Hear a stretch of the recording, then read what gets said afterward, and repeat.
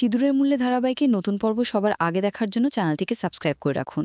আজকের পর্বে আমরা দেখতে পাবো যে প্রিয়া মিস্ত্রিকে বলতে থাকে, তুই আর কিচ্ছুই করতে পারলি না, অর্জুনের সঙ্গে আমার বিয়েটা হয়ে যাবে, পারলে তুই আটকে দেখাস। তখন মিস্ত্রি বলতে থাকে, এখনই এত লাফালাফি করিস না, এখনও অনেক সময় বাকি আছে, শুধু দেখতে থাক। তখন প্রিয়া মনে মনে ভাবতে থাকে, এই মেয়েটাকে আমি বাড়ি থেকে বের করা অনেক চেষ্টা করতেছি, কিন্তু পারতেছি না। এরপর প্রিয়ার বাবা সেখানে অসুস্থ হয়ে পড়ে। তখন সকলে প্রিয়ার বাবার কাছে যায়। এরপর ডক্টরকে ফোন করা হয়। ডক্টর এসে বলতে থাকে উনি গুরুতর অসুস্থ, এখন ওনার পাশে থাকা দরকার। এরপর অর্জুন বলতে থাকে, কিন্তু আমরা সবাই তো ব্যস্ত, এই সময় ওনার পাশে কে থাকবে? তখন মিস্ত্রি বলতে থাকে, আমি ওনার পাশে থাকব। এটি শুনে প্রিয়া অনেক রেগে যায় এবং বলতে থাকে, ওটা আমার বাবা, আমার ফ্যামিলি, তুই আমাদের মধ্যে কেন আসতেছিস?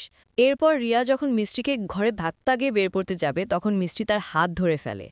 প্রিয়ার বাবা এটি দেখে অবাক হয়ে যায়। প্রিয়া বলতে থাকে,